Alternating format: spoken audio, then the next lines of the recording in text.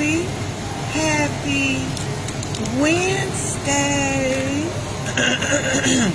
And today on Coffee and Conversation with your girl, Shakenya. When you get a minute, please go to that YouTube channel, Coffee and Conversation with Shakenya. I got 2 new subscribers the other day. I know, I'm so happy about it. It's the little things for me, baby. I'm so happy about that. 2 people came on board. Thank you, new people, whoever you are.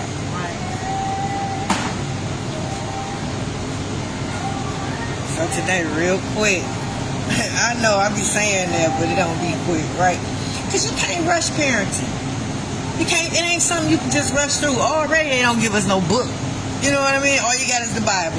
Whatever you can find out the Bible to help you raise your children. But everything else is trial and error. And then a lot of it is how you was raised. You take bits and pieces out of that. Like a lot of people, a lot of these kids running around here bad, misbehaving. Yeah, because a lot of parents took discipline out.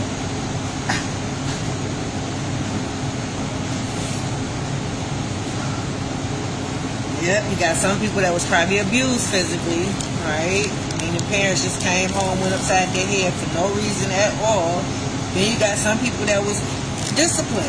They got their butt whooped because they was bad, and they was just bad kids, right?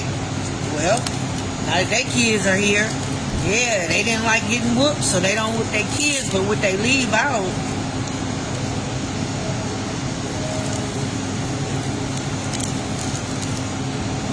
is the whole aspect of discipline. I know, because you got to instill it at some point, right?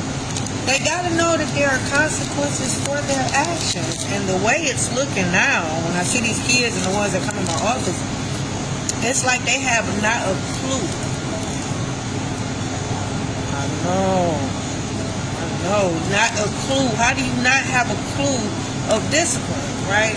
And it can't just be you hollering at them you really got to redirect children sometimes, right? In most cases, you really got to sit them down and talk to them about what they just did and why what they just did is wrong and why what they just did that they shouldn't do again, right? Sometimes you really got to break it down to them in layman's terms so they'll know exactly why they're getting punished, right?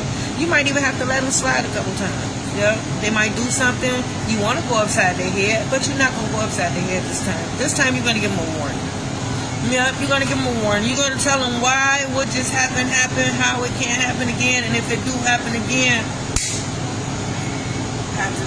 have to discipline, right? But yeah, sometimes I got to get a pass, right? But you have to, it's all about instructing, it's all about teaching. Everything starts at home. Yeah, so before we go any further, we're raising our daughters and implementing all the manipulation tips that Dad had to use on the baby to get her out of our lives.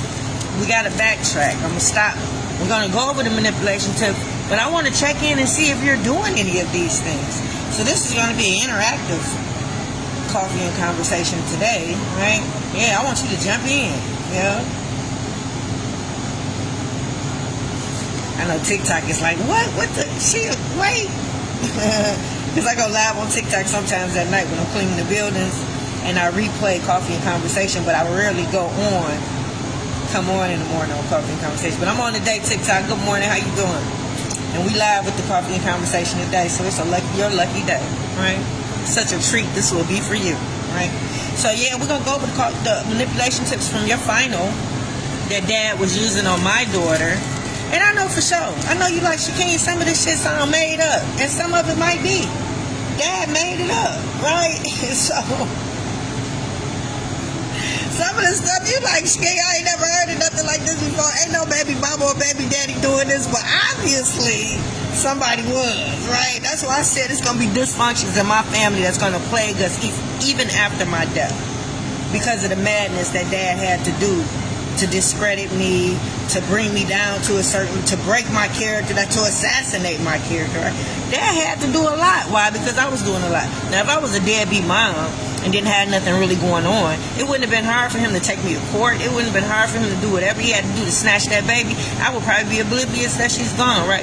But considering I was building a legacy for myself, my name for myself, I was building something with my family, that's kind of harder to tear down.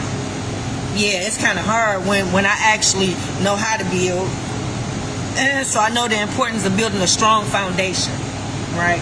I know the importance of planting seeds and make sure you're nurturing them. See, I know the importance of all of that. I know the importance of tying something real tight and putting a knot. Yeah, so Dad would have had to undermine everything that I was doing, had to go around, go behind me, undo everything that I did.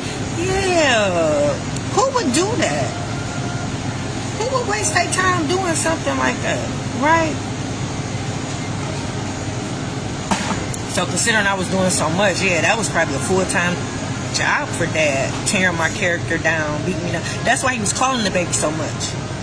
On that phone that I told him not to get her. Yeah, calling her all day, every day, just talking. What could he have possibly been talking about? Because it couldn't have been nothing good about me. Because if it was, she would still be in my life. It wouldn't have been a 7-year gap. Because it damn sure wasn't because I didn't want to be a part of her life. She's everything that I raised her to be. Even now.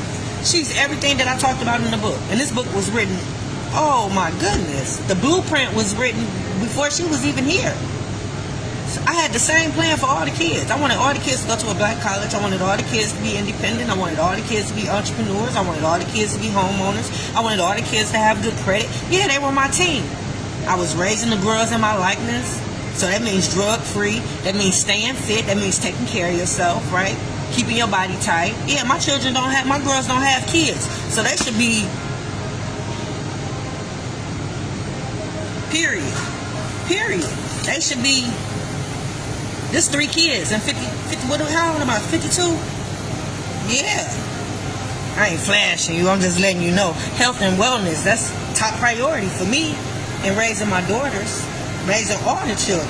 My boys are just as fit, right? Do your young men got pretty feet? Yeah, my boys got nice feet. Did you teach them to take care of themselves and their hygiene when they were younger? Did you make them clip their toes? Yeah, I ran a boot camp. So today we're going to go over the manipulation tips that Dad was using on the baby that I know for sure had to have been used. And I just want to make sure you're not using them on your baby mama or your baby daddy. Number 1, talking bad about the parent. Pause. If you have such a disgusting baby mama or baby daddy to where you just can't help yourself and you ain't got nothing good to say, find you a girlfriend or one of your homeboys or somebody you can vent to and talk to, right? Your family members probably, they might, I get it. But when it comes to that baby, none of that stuff that you got to say about that parent should be discussed in the presence of that child, right? Yeah. Technically, you're teaching this baby to love and respect, because no matter how you feel about them personally, this is still somebody they're supposed to love and respect. Why? Because this is their mother or their father. So you got to put yourself in their shoes. You got to understand how you feel about your own parents and just the fairness of it all. That's one thing. So if you're doing this, stop doing it. It's not good. I gave you an example yesterday of how that reflects on your child, the psychological damage that it caused and the adverse effect that it might have if you continuously talk bad about their dad or their mom in their presence, right? Yeah, don't do it. Number 2, inappropriate relationship. Do you have an inappropriate relationship with your child? Yeah. Like, do you touch your child inappropriately? Do y'all have an inappropriate relationship in that nature? That's not good. Do you talk to your child as if they're your friend instead of you being a parent and a disciplinarian? You're that best friend and y'all talk about things that's inappropriate. Yeah, that's you the parent. You in charge. And that child should know that at all times. Yeah, my kids knew that I was mom and I was in charge. Yeah, discipline was instilled. I can look at my kids and they'll stop doing what they was doing. Yeah. Why somebody wanted to go so far to undermine me and make me look so weak and so, I don't know, but it happened. Yeah, and the youngest, he used the youngest to go against me and challenge me and make me look weak and make me feel vulnerable and be vulnerable. Yeah, such a dirty game we play when we use those children against one another, right? So I hope you're not having an inappropriate relationship with your child. I hope you're not trying to be their friend to win favor over the other parent. Like, be the likable parent, the fun parent, the parent that the child wants to choose if they had to. Yeah. Inappropriate conversations. Are you having inappropriate conversations with your baby in that inappropriate relationship? Meaning, are you talking about your baby mama and your baby daddy to that baby, and you allowing that baby to talk back? You telling them how much you don't like this parent. You telling them all the stuff that they don't do and you don't like it. Then the baby jump in. I don't like it when they do that either. Right? That bitch get on my nerves. He a deadbeat. Yeah, mom. Yeah. Is that's not good. Yeah, you shouldn't have any parenting concerns that you have with that other parent. It would be best if you talk to that parent about them, not the baby. Yeah, not the baby. What can the baby do? Right? But be mad at that other parent now because you done said so much stuff about what they don't do and who they is and why they don't do this and that. Yeah, now you just mad every time that baby is around that other parent. Yeah, that's done purposely. Yeah, so the things that you talk about with that baby, yeah, make sure they're appropriate, age appropriate, man. Number 4, I kind of covered that one already. That's talking to the baby about parenting concerns. Number 5, do you exclude your baby mama or baby daddy? Meaning you don't invite them to nothing. You don't tell them when the baby's having an event or anything going on at the school. They got to just find out.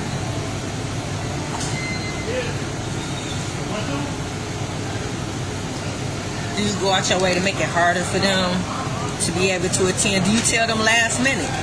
All that is a part of excluding the parent. Yeah. I'm telling you, my baby daddy did all of this. He did all 40 techniques. These are just the ones that I had on your last final. I ain't going to go over all 40 today. Ain't that crazy? Yep. So you have excluding the parent. Wouldn't tell me nothing about what's going on with that baby. We ain't even talk. For real. He didn't tell me nothing about what was going on. Everything was top secret. Yeah. Not answering calls. Do you avoid your baby daddy, your baby mama's calls when they call you? About the baby. You know they want something or need something, so you don't even answer. Don't do that. Yeah, y'all got to communicate now that y'all are living in 2 separate households than y'all did when y'all was living together, right? When y'all was living together, y'all probably was playing off of each other and going in a nice little routine. Y'all really didn't have to say much, right? But now that y'all living in 2 separate households, yeah, y'all got to talk more now than y'all did before. Yeah. So when they call you or text you about that baby, please respond. Yeah. That's your baby too, right? Number 7. That kind of plays into the communicating part, because do you keep your baby mama or baby daddy in the dark? Yeah. Do you talk to them about the things that the baby do when the baby over your house? How the baby act when the baby over your house? Or you don't say nothing to them at all about the baby, so they don't know that the baby is different than the baby was when y'all was together as a couple. Yeah, you got to keep them abreast of everything that's going on when it comes to that baby. Number 8, making a child feel like they have to choose. Do you make your baby feel like they have to choose you over the other parent? They got to be more loyal to you. They got to like you more. It should be equal. Yeah, y'all should be spending equal time with that baby. Y'all relationship should be pretty much the same with that baby. It shouldn't be a power struggle. Yeah. It's enough room for both of y'all in that baby life. It shouldn't be a power struggle. It shouldn't be somebody in control. The only thing that I say, everything should be mutual. Let me just throw that out there. You guys should be able to communicate about the parenting concerns, about what's best for the baby. You guys should be able to come to a mutual decision when it comes to that baby. Not to agree to disagree at all the time. It should be some points where you guys are actually connecting and finding a resolve and like, okay, well, we're going to do it this way. Right? It shouldn't be a power struggle all the time. Now, the only time that it should be somebody leading, somebody at the helm, is when you're in a situation where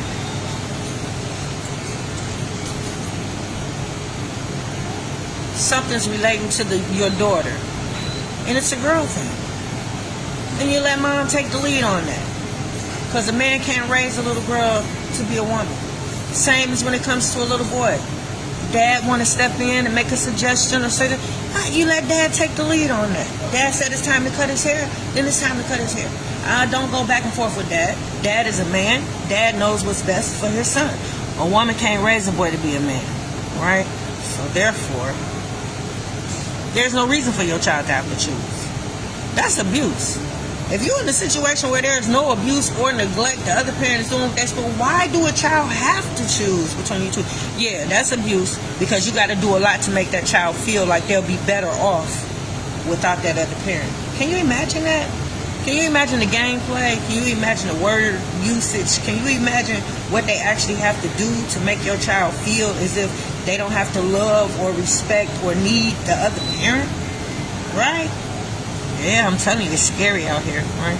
Number 9, downplaying the relationship with the siblings. Do you downplay the relationship that your child should have with the children by other people? Like your baby mama, baby daddy got kids by other people. So technically those are your children's siblings, their brother and their sister. Do you downplay the relationship? Like you can care less if they have a relationship? Do you keep in touch with the baby mama on your own and set up play dates and meetings and you don't? Yeah, y'all sister wives, y'all.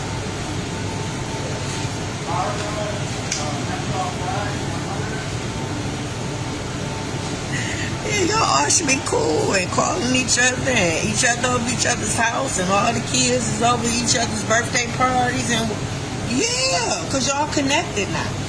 Those are they. Or do you call them they half? That's your half brother. That's your half sister. It makes a difference. It makes a difference on how that child feels about that child as how you portray them, right? So if you calling them your half, you desensitize how they're supposed to feel about their siblings, right? So now I'm playing the relationship. Supporting businesses. Do you support your baby mama, baby daddy's business? Yeah, they don't start a business so they can create generational wealth. Are you taking the baby over there? Are you encouraging that baby when that baby don't feel like going? They don't want to be a part of it. I don't want to do this today. Do you let them know, look, now your daddy done did this or your mama done did this, and it's the reason why they doing this, and it's very important that you participate. It's going to get better later, right?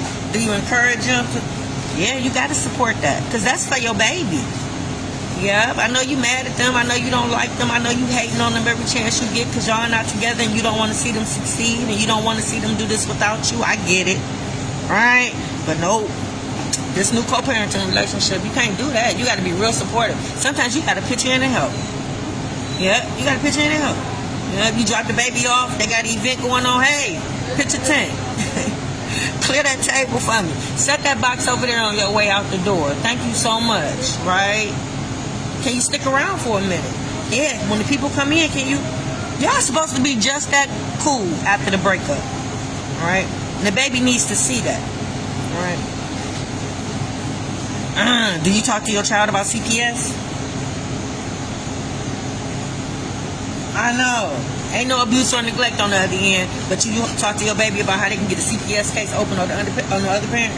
Do you teach your child how to spy on the other parent? Record them when they're not looking and bring you back the footage so you can put together some type of case so you can get the CPS case open? Yeah. That sounds like somebody your ops, don't it? That sounds like your ops plotting on you. That don't sound like somebody that's supposed to be working with you to raise this baby, right? Yeah. Do your baby mama, baby daddy talk to the baby about emancipation? How they can go to court and get... Yeah! But you ain't did nothing wrong. There's no abuse or neglect. No. But they're talking to your child about a way to get away from you. To divorce you in a way. Right? Ain't that crazy? People stoop really, really low. Number 13. When your baby mama or baby daddy do something to the baby, do you encourage that baby to forgive them?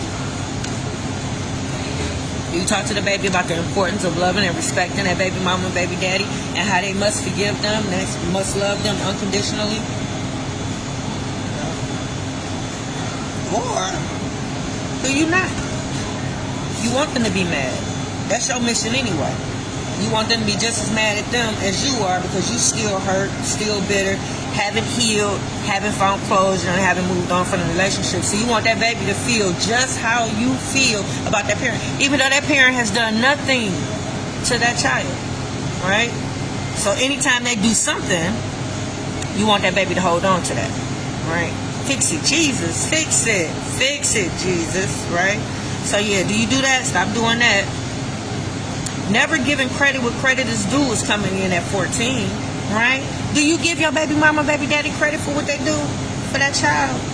Do you constantly remind the baby of the type of mom and dad that they have? They're always there for you, always supportive, always right on time. Do you do that? Or do you not never give them credit for nothing that they do? You take all the credit and act as if. Number 15, are you your baby mama or baby daddy's PR person? When people run up on you and ask you how your baby mama or baby daddy doing, do you always have a good story to tell? Oh, they're doing fine.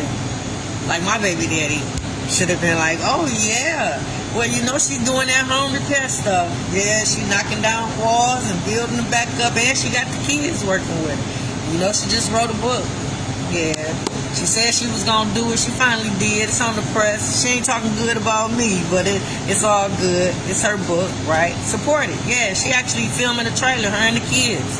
Yeah, she's talking about she's gonna make it a movie, and I think she probably gonna do that too. Yeah, you know, she got that youth program. Oh yeah, she was just on the news the other day.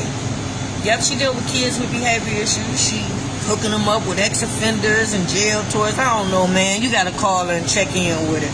And she is that. I just know she deal with bad kids, man. And she been doing it for quite some time. I went to school, got a degree on the wall, all that stuff, man. That's what she do, right? You know, she got that radio show. Motor City Radio. Yeah, go on YouTube and put in Motor City Radio, man. She promotes black-owned businesses. They studio right there on 12 Mile and Greenfield. Yeah, she doing it, man. She said she was gonna find a way to promote her people. She love bleep, shop black. She always talking about that shop black shit. Yeah, you know. But that's what she do, man. So yeah, you need to check her out, right? I know that's a mouthful. That's a lot to say. You might not be doing all of that, and we was modeling, and I got the cleaning company, so you probably be like, yeah, she got the kids cleaning with her at night, and they be modeling like they be doing something. It could have been just that, and I know that's a lot to say, I know. But if that's what's really going on, that's what's really going on. You got to give credit where credit is due, and when you run up on people, people run up on you. You got to be that PR person. You can't be bitter. You can't be mad. You can't be bitter. When somebody ran up on my baby daddy and asked how I was doing, guess what he said? I don't know.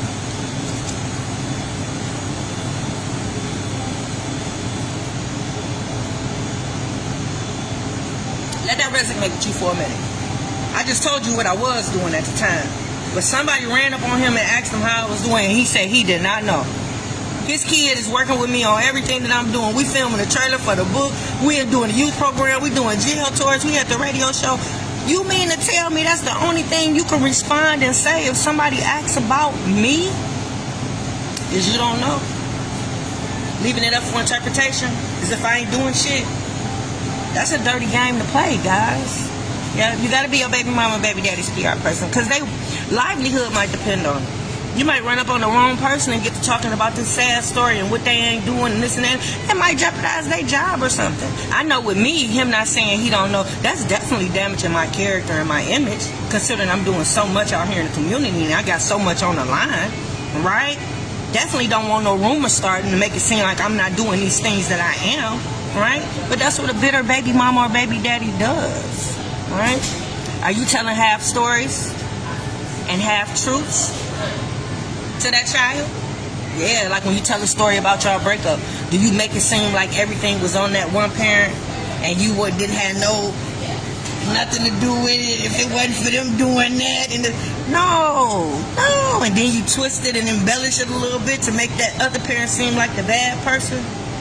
Or you tell a half story, you only tell your version or your side. You're not telling the other parents, and you just say, yeah, you can't do that to a baby. Y'all got to decide on how y'all want to present that story of the breakup.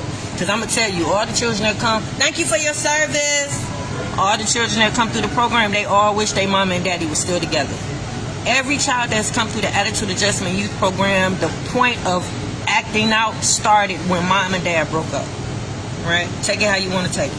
So they all wish that so when it comes to that breakup story, y'all got to take mutual responsibility for that. Everybody got to hold it. Thank you for your service. Everybody got to hold each other accountable.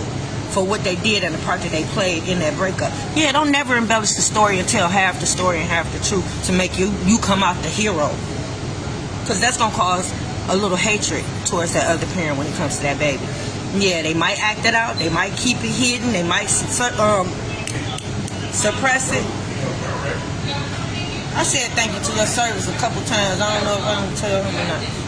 Yeah, so, yeah, just be careful and mindful of that. Punishment fitting the crime. Do you blame your baby mama, baby daddy, or you punish them by not letting the baby go over there? Like you probably mad at them, they done did something. You don't. They didn't do it to you. They didn't sleep with you. They didn't take you up on any of your advances. Nothing that has to do with the baby, but you mad, and you so mad to where you don't drop that baby off that next weekend. So you gonna punish him.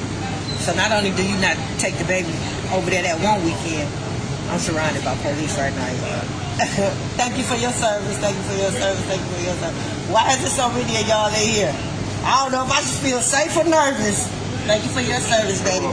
And y'all look mighty well, I'll say. It ain't nothing like the officers back in my day. It seemed like y'all all go through an agility test and they be on y'all about staying fit the whole nine. So yeah, so are you the punishment fitting the crime? Are you using the baby against your baby mama or your baby daddy when you upset with them by withholding them and keeping them from there, messing with that relationship that they have? Yeah. Are you telling that child, don't tell them what goes on in my house? Don't tell them nothing about what's going on in my house. Don't tell them nothing about me. Well, those people that you're telling the child that to are your children's family. That's their mother, that's their dad, that's their sister. So now they over there mute. Because they can't tell nobody about what goes on when they're going home. They can't tell them about the fun they have when they're at home. They can't tell you how good of a parent you are when you're over there. Because you don't want them to say nothing. So you wasn't specific about what they can say and what they can't say. Because I understand the secrecy. I understand the privacy. I understand that. You don't want them just telling them everything. But certain things, they should be at liberty to say. Right? First of all, that baby mama or baby daddy deserves to know what goes on in your house. Because that's where they baby lay their head. So if you're doing something illegal or if you're doing something that, yeah, they need to know what's going on over there. You don't want that baby to keep secrets. Right? Fix it, Jesus. Fix it. And they rose into the next one, which is keeping secrets. Yeah. Do you know I didn't find out that my baby daddy took my daughter to go get her physical for sports until after I was taking her to get her physical? You heard me right? Do you do that? Stuff like that? Do your baby daddy take your daughter to her physical without talking to you? And you a parent that takes kids to the doctor's appointments. Yeah, I took them to their eye doctor, took them to the dentist, took them to get their physicals, immunizations. Yeah, I was on top of all that. You got to keep in mind I had 5 kids. So I was on top of all that. I even took them to a chiropractor, man, because of the things that they were into and what they were doing. The baby used to carry a heavy book bag. She used to carry it. Yeah, I had to take them to go get adjusted. Right? So what's that? Adjusted, aligned, whatever. Pop, pop, pop. Right? Yeah, it was no need for dad to take her to her physical. And it's not to say dads can't do that, but I'm quite sure being a girl, she would have felt more comfortable with me being in the room with her while she got undressed than her father. But do you see how inappropriate that is on all levels, right? And then to keep it from me. It sounds like a predator. Even though that's just a dad and his daughter, that sounds like a predator. Because she was told not to tell me. Why not tell me? Right? Because you know you weren't supposed to do it. It was no need for you to do it. And now, mind you, I've told him not to do it, and he did it again after that. Yeah. The mirror effect. This can relate to so many different things. It's like a house of mirrors, right? This is one of the ones that I probably had to make up. But you know how when you're in a mirror, how if you break a mirror, how it shatters in different pieces and the image is distorted. You know how when you're in a mirror house and all the images are distorted. Yeah, this goes into playing with the butterfly effect. These are 2 different manipulations, and this is when you try to convince your child of seeing something that's not there. Right? Illusions. Right? You make up stuff. You lie to the baby. Right? Fix it. Jesus, fix it. I hope y'all not doing none of this stuff. Acting like you're a single parent. meaning that you have help. Your baby mama and baby daddy does help. They do what they're supposed to do with the baby, but every time you talk to people, it's always what I'm doing. I got the baby in this. I got the baby in that. But yeah, I caught him telling somebody that he had the baby in cheerleading since she was little, and I had her signed up in golf. Yeah, true enough, he signed her up, but I took her to practice every day, all across the city, right? Not only did I take her to practice, but I attended all the outings and things of that nature, right? He was never doing it alone. So when you have a baby mama and baby daddy helping, you have to say, we, us, this is what we're doing with the baby. You can't never always take all the credit as if you are the only one that's doing. Telling the child that the other parent don't love them, or they love the other children more than them. Like if they got siblings by other people, yeah. Never do that. Never tell a child something if your mama did this, then she don't love you. If your daddy did this or they didn't do that, yeah, they don't love you. Don't always attach the I don't love you part to it, because it puts more emphasis on what that parent did or did not do. Probably more than what's needed, right? But by you encouraging, they don't love you by that, yeah, you planting that seed. My child running around here acting like she don't know that I love her because somebody told her that I didn't. Somebody told her because I didn't do one thing or didn't do this or didn't do that, that I do not love her. And as a result of that, that's how she moves. She moves like I don't love her. Like she don't know that she got a mama that's waiting on her to come back. Yeah. Fix it. Jesus. Demonizing the parent. Telling that child nothing that that parent does is right. You never pull out none of the good points. Never pull out none of the things that they do. Never point out nothing. There's so many things that I was working on with that baby that should have been looked at and pulled out as a good thing and not downplayed as nothing. Fix it, Jesus, fix it. So you demonize a parent when you do that.